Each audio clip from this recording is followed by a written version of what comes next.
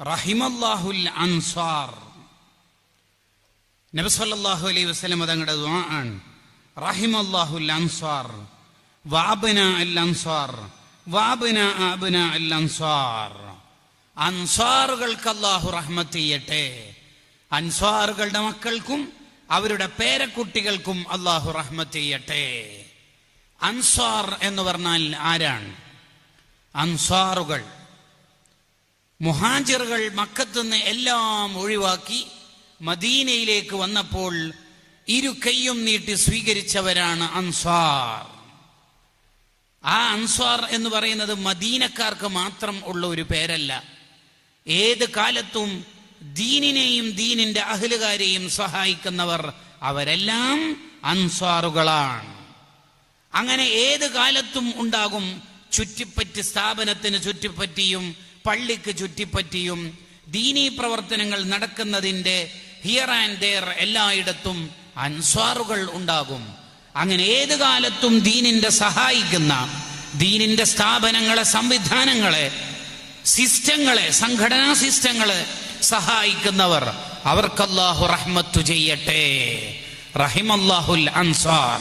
അവർക്ക് മാത്രമല്ല, വഅബ്നാ അൽ അൻസാർ, ദീനിന്റെ സഹായികളായ മക്കൾക്കും ആ സഹായികളുടെ മക്കൾക്കും അല്ലാഹു റഹ്മത്ത് ചെയ്യട്ടെ എന്ന്. ആരാ ദുആർക്കണത്? ഒരിക്കലും ദുആ തട്ടിക്കളയാത്ത ദുആഇന്റെ ഉടമ മുഹമ്മദുർ റസൂലുള്ളാഹി സ്വല്ലല്ലാഹു അലൈഹി വസല്ലം. വഅബ്നാ അബ്നാഇൽ അൻസാർ, അൻസാറുകളുടെ പേരക്കുട്ടികൾക്കും അല്ലാഹു റഹ്മത്ത് ചെയ്യട്ടെ. നമ്മൾ ജീവിക്കുന്ന അൻസാറുകളാവണം. അത് മദീനക്കാർക്ക് മാത്രമുള്ള പേരല്ലല്ലോ. അങ്ങനെയാണെങ്കിൽ ഖുർആനിൽ തന്നെ ഇല്ലേ, ഈസാ നബി അലിഹിസ്സലാമിന്റെ കാലത്ത് തെറ്റുകുറ്റങ്ങൾ പ്രകടമായി വന്നപ്പോൾ ഈസാ നബി ചോദിച്ചല്ലോ, എന്റെ കൂടെ ആരാണുള്ളത്? മൻ അൻസാരി ഇലല്ലാഹ്, എന്റെ കൂടെ ആരാ ദീനിന്റെ സംഘാടകരായി, സഹായികളായി കൂടെ നിൽക്കാൻ ആരുണ്ട്? ഖാലൽ ഹവാരിയൂൻ, അന്നത്തെ സ്വഹാബത്ത് പറഞ്ഞു, നഹ്നു അൻസാറുല്ലാഹ്, വി ആർ റെഡി, നമ്മളുണ്ട്. നഹ്നു അൻസാറുല്ലാഹ്, നമ്മളുണ്ട്. അപ്പോൾ അൻസാർ എന്നുള്ളത് ഒരു നാട്ടിലെ സംഘാടകരുടെ പേരായി ഒതുക്കേണ്ട ഒന്നല്ല. അതതു കാലത്തെ ദീനിനെ ജീവിപ്പിക്കുന്നവർ, ദീനിനെ പണം കൊണ്ട്, അധ്വാനം കൊണ്ട്, സംഘാടനം കൊണ്ട്, ഏതെല്ലാം സ്കില്ല് അള്ളാഹു നൽകിയിട്ടുണ്ടോ അതുകൊണ്ടൊക്കെ സഹായിക്കുന്ന മനുഷ്യർ അവരെല്ലാം അൻസ്വാറുകളാണ്. അത് ഉമ്മമാർക്ക് കഴിയും, ഉപ്പമാർക്ക് കഴിയും. ആൺ പെൺ ഭേദമന്യേ ഏത് കാലത്തും ദീനിനെ സഹായിച്ച മനുഷ്യർ ലോകത്തുണ്ടായിരുന്നു.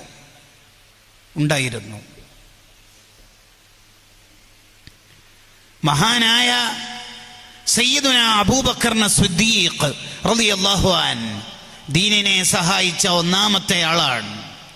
അവരുടെ മകൾ അസ്മാ ബീവി റളിയല്ലാഹു അൻഹ പ്രസവത്തിന് വേണ്ടി വെച്ച പണം ഉപ്പനോട് പറഞ്ഞല്ലോ, മസ്ജിദുൻ നബവിയുടെ നിർമ്മാണ ഘട്ടത്തിൽ അതെടുത്തോളി, എന്റെ കാര്യം നമുക്ക് എന്തെങ്കിലും ചെയ്യാം.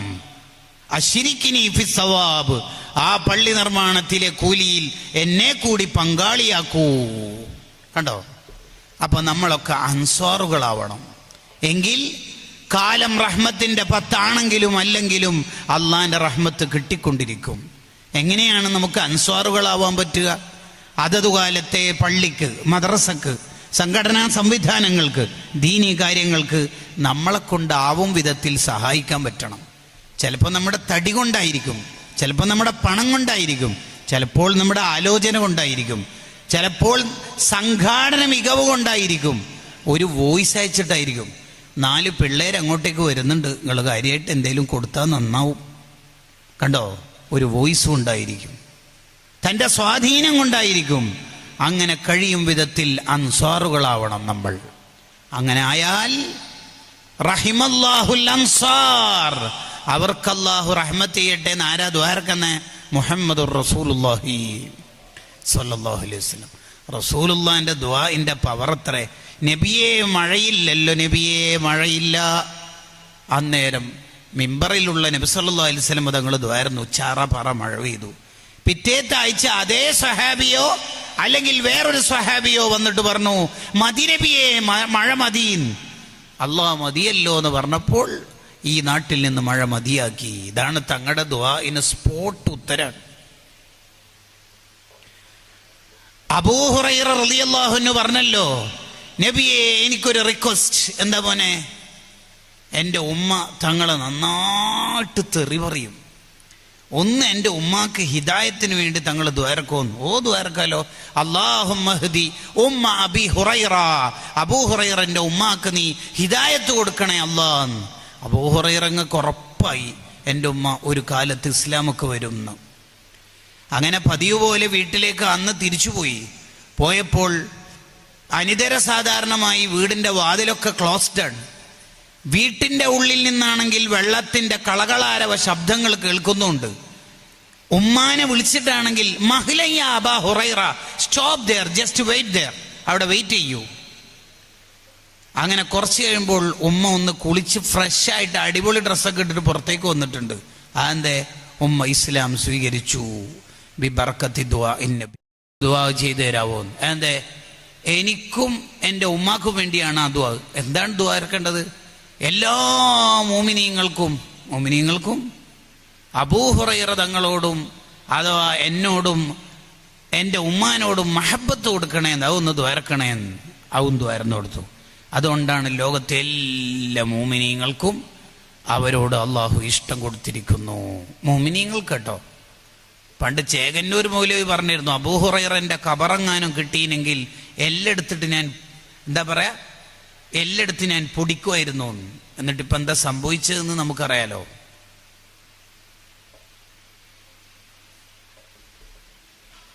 അപ്പൊ ആ നബി സല്ലല്ലാഹു അലൈഹി വസല്ലം തങ്ങളാണ് ദ്വാരക്കണത്, റഹിമല്ലാഹുൽ അൻസാർ.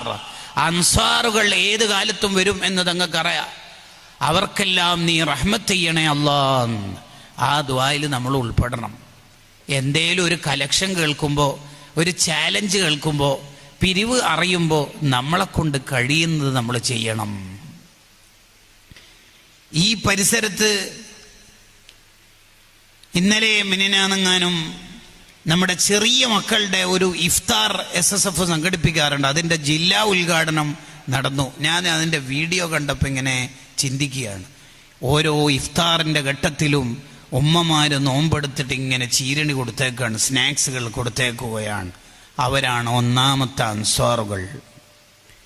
ഈ ഉമ്മത്തിൻ്റെ കാവലാളുകളായ ആലിമീങ്ങൾക്കും സംഘാടകർക്കും ഭക്ഷണം കൊടുക്കുന്നിടത്ത് ഒന്നാം റാങ്കുകാരാണ് നമ്മുടെ ഉമ്മമാർ.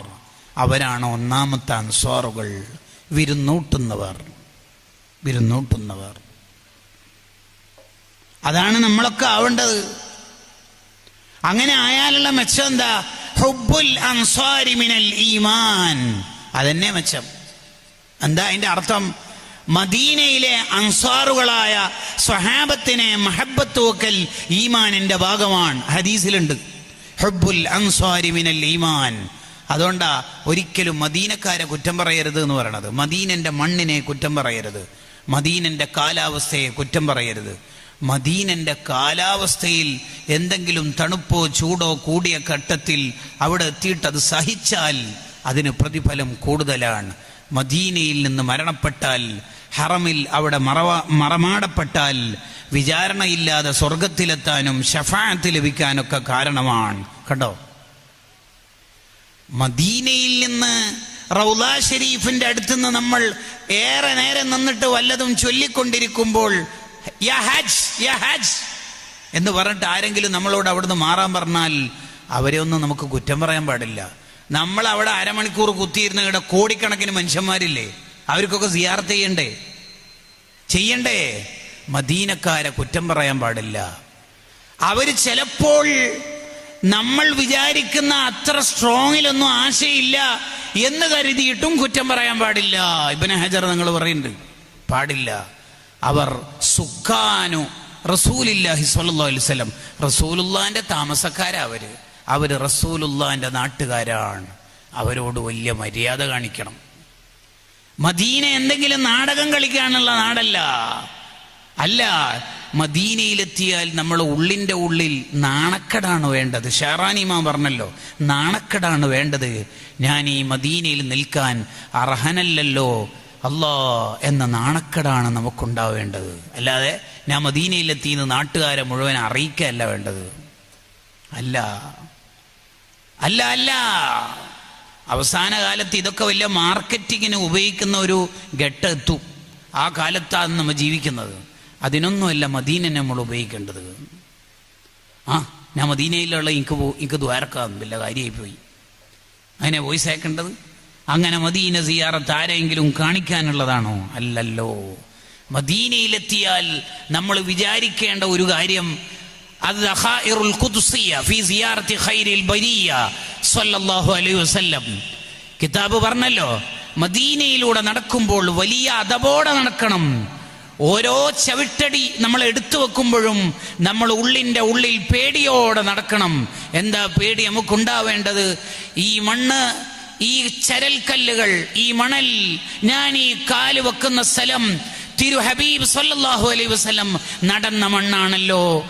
ആ റസൂലുള്ള ചവിട്ടിയ മണ്ണിലൂടെയാണോ ഞാൻ നടക്കുന്നത് എന്ന പേടി, എന്ന നാണക്കേട്, എന്ന ഭയം, എന്ന ഉള്ളിൻ്റെ ഉള്ളിലുള്ള ഒരു ഉൾവലി നമുക്കുണ്ടാവണം. അതാണ് നമുക്കുണ്ടാവേണ്ടത്. ഇമാം മാലിക് റളിയല്ലാഹു ചെരുപ്പിടാതെ നടന്ന നാടാണ് മദീന. അബൂ ഹനീഫ റളിയല്ലാഹു അൻഹു മദീനയിലെത്തിയാൽ കുറേ ദിവസം നിൽക്കൂല, കൂടിപ്പോയാൽ 3 ദിവസം. എന്തേ കാരണം? ഇവിടെ ടോയ്ലറ്റിൽ എങ്ങനെ പോകും? തങ്ങളെ നാട്ടിൽ വന്ന് ഞാൻ മൂത്രമൊഴിക്കുകയോ? പിടിച്ചു നിൽക്കാൻ കഴിയുന്നതിൻ്റെ പരമാവധി ദിവസം നിന്ന് തിരിച്ചു പോകുകയാണ്. നിങ്ങൾ നോക്കൂ, മദീന അദബിൻ്റെ നാടാണ്. മദീനയിലെത്തിയാൽ നമ്മൾ ചിന്തിക്കേണ്ടത് എൻ്റെ ഒറ്റ അമലും പൊളിഞ്ഞു പോകരുത് എന്നുള്ളതാണ്. കള്ളു കുടിച്ചാൽ കള്ളു കുടിച്ച ഹറാമാണ് ഉണ്ടാവുക, വ്യഭിചരിച്ചാൽ വ്യഭിചരിച്ച ഹറാമാണ് ഉണ്ടാവുക. മദീനയിൽ നിന്ന് അദബ് കേട് വന്നാൽ ഇതുവരെ ചെയ്ത അമലുകളൊക്കെ പൊളിഞ്ഞു പോകും. നമുക്കുള്ളിൻ്റെ ഉള്ളിൽ പേടിയുണ്ടാവണം. ഒരാൾ ഒരു ആണി അടിച്ചിട്ട് പണിയെടുക്കുമ്പോൾ ആയിഷ ബീവി ചോദിച്ചല്ലോ, എന്ത് പണിയെടുത്തുകൊണ്ടിരിക്കണത്? റൗള കാണുന്നില്ലേ? ശബ്ദം ഉയർത്തരുത് എന്നറിയില്ലേ എന്ന്. കണ്ടോ? അപ്പോൾ മനസ്സിലായി, ലാ തർഫഉ അസ്വാതകും ഫൗഖ സൗത്തിൻ നബി എന്ന ആയത്ത് തങ്ങളുടെ ജീവിതകാലത്ത് മാത്രമല്ല, ഹയ്യം വമൈതൻ. അൽ ഇഖ്ലീൽ ഫീ ഇസ്തിംബാത്തി തൻസീൽ, സുയൂത്തി ഇമാമിന്റെ അതിമനോഹരമായ തഫ്സീറിൽ ഈ ആശയം കാണാം. മാത്രല്ല, നബി സല്ലല്ലാഹു അലൈഹി വസല്ലം തങ്ങളെ മനസ്സിൽ കൊണ്ട് നടക്കുന്നവർ എപ്പോഴും ശബ്ദം താഴ്ത്തിയിട്ട് തന്നെയാണ് സംസാരിക്കേണ്ടത്. മൗലിദിന്റെ മജ്ലിസിൽ, ശമാഇലിന്റെ ദർസിൽ, ഹദീസിന്റെ ക്ലാസ്സിൽ, എല്ലായിടത്തും ജഗപൊകകളല്ല. കാരണം മുത്തുനബി കാന അർഫഖന്നാസ്, സോഫ്റ്റ്നെസ്സിന്റെ ആളാണ്, ജഗപൊകയല്ല. അങ്ങനെ നല്ല അദബുണ്ടാവണം.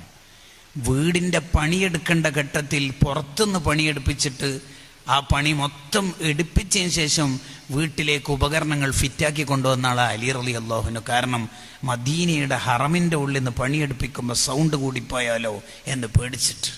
ഖല്ലൂബി ഇമാം പറഞ്ഞല്ലോ, മോനെ നീ സിയാറത്തിന് പോയാൽ അവിടെ ചെരുപ്പ് റാക്കിൻ്റെ മേലെ വെക്കും.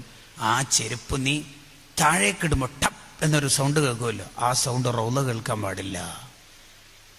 വളരെ പേടിയോടുകൂടി നടക്കേണ്ട നാടാണ് മദീന. ഞാൻ പിന്നെ എല്ലാ റബീഉൽ അവ്വലും മദീനയിൽ പോകും. എനിക്ക് പോയിട്ട് കുറേ റാഹത്താവുൽ ഉസ്താദേ. ആരെ ബോധിപ്പിക്കാനാണ് ഈ മദീനനെ പോലും നമ്മൾ മാർക്കറ്റിങ്ങിന് ഉപയോഗിക്കണത്? ആരെ ബോധിപ്പിക്കാനാണ്? മദീനയിൽ പോയാൽ ഔലിയാക്കൾ ദുനിയാവന്നെ ചോദിക്കാറില്ല.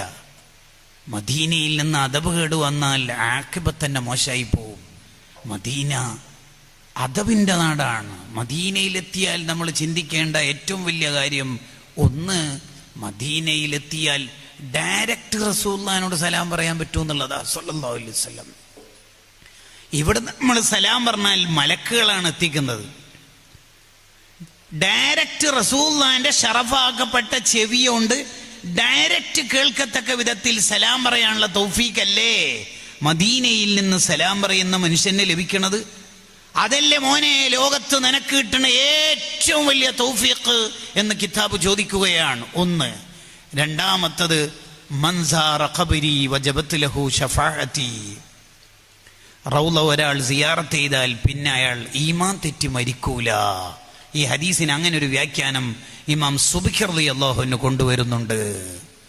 വജബത്തു ലഹു ശഫാഅത്തി, അയാൾ ഈമാൻ ഇല്ലാണ്ട് മരിക്കൂല, അയാളുടെ മരണം ഈമാനോടെയാണ്.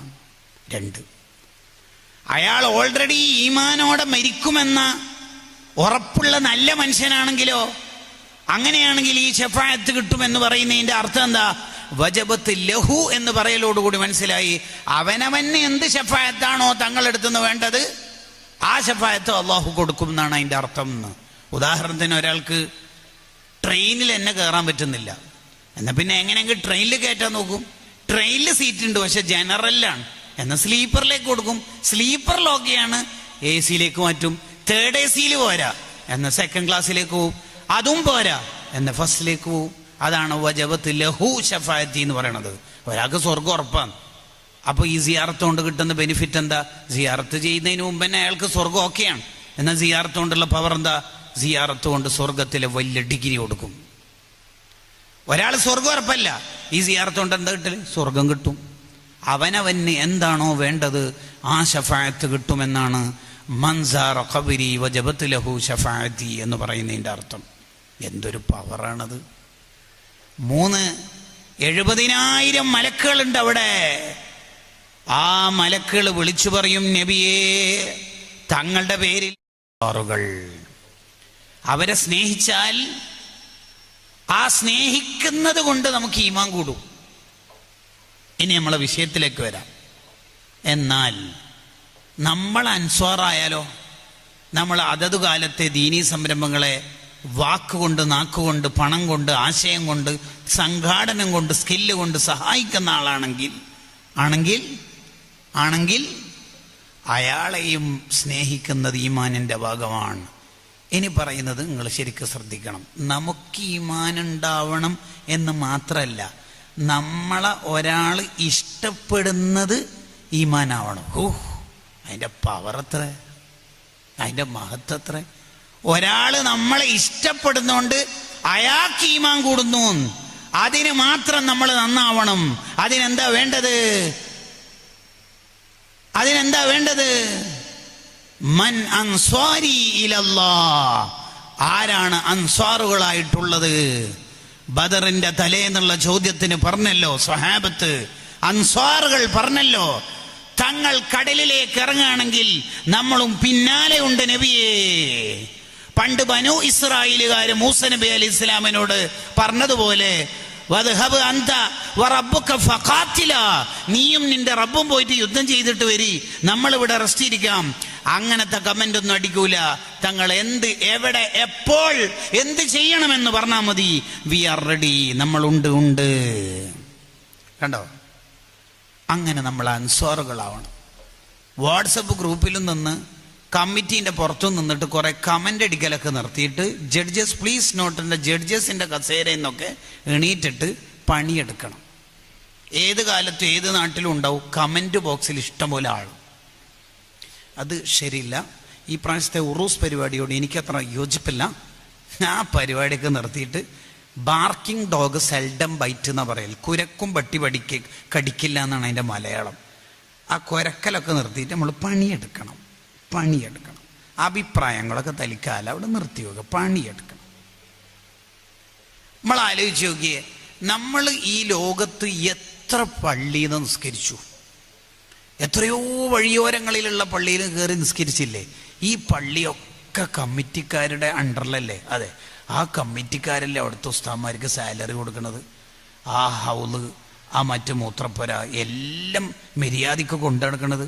അവർക്ക് അത് വല്ല നിർബന്ധമായിട്ടാ?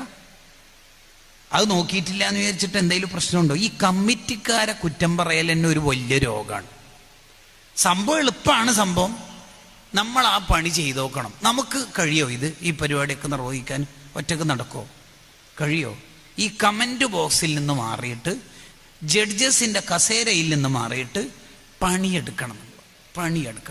അൻസ്വാറുകളായി മാറണം. അൻസ്വാറുകൾ.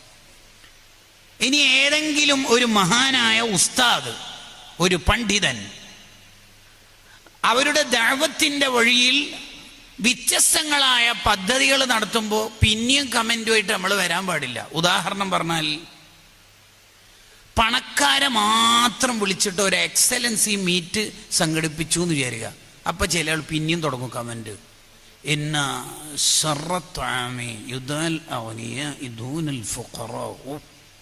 ഭയങ്കരാണോ പര്. എന്താ പറഞ്ഞത്? പണക്കാരെ മാത്രം വിളിച്ച് നടത്തുന്ന പരിപാടി വളരെ മോശമാണെന്ന് ഹദീസിലുണ്ട്. ഇമാം ഷെഹറാനി റളിയല്ലാഹു അൻഹു പറയുന്നുണ്ട് തന്റെ ഹാദിൽ ഹായിരീൻ ഇലാ റുസൂമി അഖ്ലാഖിൽ ആരിഫീൻ എന്ന കിതാബിൽ. എന്തു പറയുന്നുണ്ട്? വലിയ വലിയ കിബാർ ഉലമാ, സൂഫിയാക്കൾ, ആലിമീങ്ങൾ അതതു കാലത്തെ ഹിക്മത്ത് പ്രകാരം ദഅവത്ത് നടത്തുമ്പോൾ നിന്റെ കുഞ്ഞു ബുദ്ധിയിലുള്ള യുക്തി കൊണ്ട് ആ ദഅവത്തിനെ അളക്കാൻ നിൽക്കരുത്. അവർക്കറിയാം ആരെ എങ്ങനെ എവിടെ എങ്ങനെ സംഘടിപ്പിക്കണം എന്ന്. മൻ ദഖല ദാറ അബി സുഫിയാൻ ഫഹുവ ആമിനുൻ എന്ന മക്കം ഫതഹിന്റെ സെറിമണിയുടെ സ്വാഗത പ്രഭാഷണത്തിൽ നബി തങ്ങൾ അബൂ സുഫിയാനെ പ്രത്യേകം മെൻഷൻ ചെയ്തത് അങ്ങനെ മെൻഷൻ ചെയ്തുകൊണ്ട് ഉപകാരമുണ്ട് എന്നതുകൊണ്ടാണ്. അത് ഉപകാരമുണ്ട് എന്നതുകൊണ്ടാണ്. അപ്പോൾ നമ്മുടെ ഉലമായിനറിയാം ദഅവത്തിന്റെ ടൂൾ എങ്ങനെ ഉപയോഗിക്കണം എന്ന്. പണക്കാരെ മാത്രം വിളിച്ച് ഒരു പ്രോഗ്രാം നടത്തുന്നതിന് അവർക്ക് വല്ലാത്ത ഹിക്മത്ത് ഉണ്ടാവും. അത് നിന്റെ കുഞ്ഞു ബുദ്ധിയിൽ ട്രോളാൻ നിൽക്കരുത് എന്ന് ഷെഹറാനി ഇമാം 100 കൊല്ലം മുമ്പ് എഴുതി വെക്കുന്നുണ്ട്. അതാണ് ഞാൻ പറഞ്ഞത്, നമ്മൾ അൻസ്വാറുകളാവണം. എല്ലാ ദീനീ പ്രവർത്തനത്തിനും കട്ടക്ക് കട്ട സപ്പോർട്ട് ചെയ്യേ വേണ്ടത്. മാറി നിന്നുകൊണ്ട് നമുക്ക് എന്താ ഉപകാരം? മാറി നിന്നുകൊണ്ട് ഉപകാരമില്ല. നമ്മൾ അൻസ്വാറാവണം.